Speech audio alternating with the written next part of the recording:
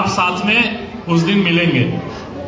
और मैं अब ये बात बहुत ही अच्छे से बता देना चाहता, देखिए इस जो प्रभाग है इसमें मोस्टली मुस्लिम समाज ही हैं, तो कौन लड़ेगा? मुस्लिम ही आपस में लड़ेंगे, आपके ही गली के लोग आपस में लड़ेंगे, पुलिस किसी को नहीं छोड़ेगी।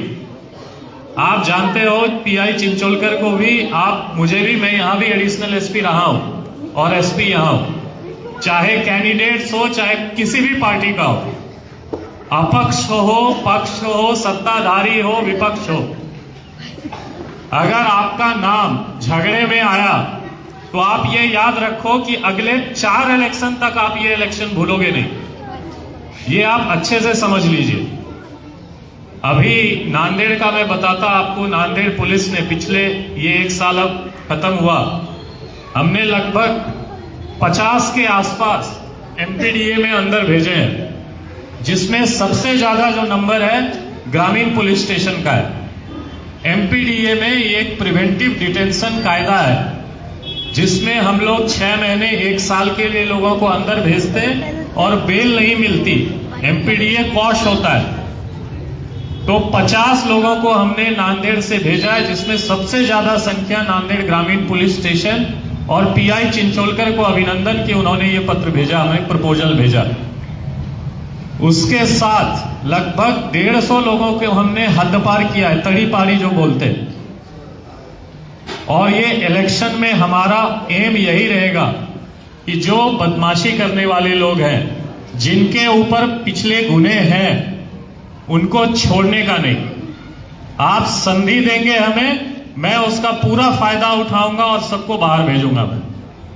या तो आप डिस्ट्रिक्ट से बाहर जाएंगे या आप हरसुल जेल, संभाजी नगर, औरंगाबाद उन जेल में जाएंगे। मैं डिस्ट्रिक्ट में चैन से नहीं रहने दूंगा।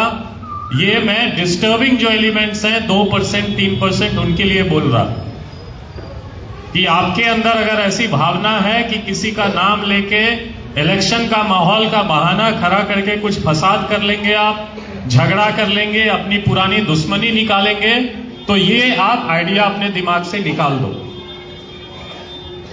ग्रामीण पुलिस स्टेशन और नांदेड़ पुलिस आपके पीछे लगेगी और आपको छोड़ेगी नहीं। बट ये सिर्फ 1-2% जो डिस्टर्बिंग एलिमेंट्स हैं उनके लिए मैंने वार्निंग दिया है। जो अच्छे लोग हैं, जो अच्छी तरह से, अच्छी भावना से लोकशाही के पर्व में शामिल होना चाहते हैं, मोस्ट वेलकम। आइए हम लोग साथ में मिलके बहुत अच्छी वोटिंग करेंगे, बहुत अच्छे तरीके से इलेक्शन में पार्टिसिपेट करेंगे। टाइम, कैंपेनिंग का क्या टाइमिंग है, कैंपेनिंग कैसे करनी है 5-10 दिन, उसके बाद वोटिंग के दिन कैसे हमें वोट पे जाना है, ये गाइडलाइंस थोड़ा बहुत डीवाईएसपी सिंधे साहब ने आपको बताया है। मैं थोड़ा सा और रिपीट कर देता। सबसे पहला जो भी हमारा चरण है, एक खत्म हो गया कि नॉमिनेशन भरने वाला, पीछे लेने वाला भी आज खत्म हो गया।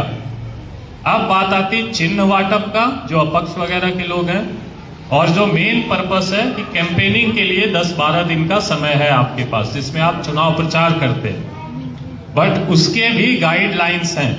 चुनाव प्रचार के गाइडलाइंस क्या है कि 10 बजे तक आपको चुनाव प्रचार में रहना है, 10 बजे रात के बाद नहीं।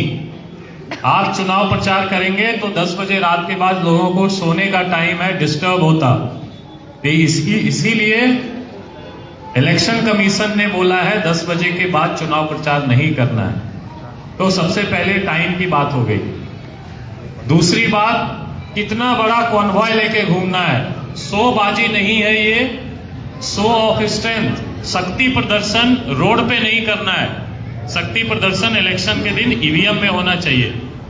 तो आप पैसे खर्च भी करेंगे और हम आप पे केस भी करेंगे आचार संहिता उल्लंघन का, अगर आप मोटा एक कॉन्वॉय लेके, ताफा लेके घूम रहे। 3 गाड़ियां अलाउड हैं, उनसे ज्यादा नहीं।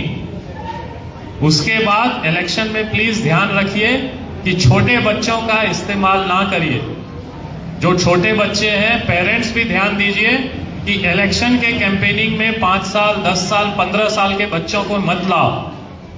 अगर आप 15 साल से 18 साल से कम बच्चों को ला रहे हैं और किसी ने कंप्लेन किया, उनके पेरेंट्स वगैरह ने, तो आप पे जुवेनाइल ऑफेंडर्स एक्ट की तरह, जुवेनाइल जस्टिस एक्ट की तरफ और आचार संहिता की तरफ से कार्रवाई हो सकती है। अगर स्वखुशी से आपके फैमिली के लोग हैं तो हो सकता है घूमेंगे, बट किसी को उसमें प्रवृत्त करने, बच्चों का अभी देखिए पढ़ाई का टाइम है उनका, तो उनको पढ़ाई के लिए हमें ज्यादा से ज्यादा वक्त, ज्यादा से ज्यादा फैसिलिटी देके भेजना है। बच्चों का यूज नहीं करना है। कॉन्वॉय में लिमिट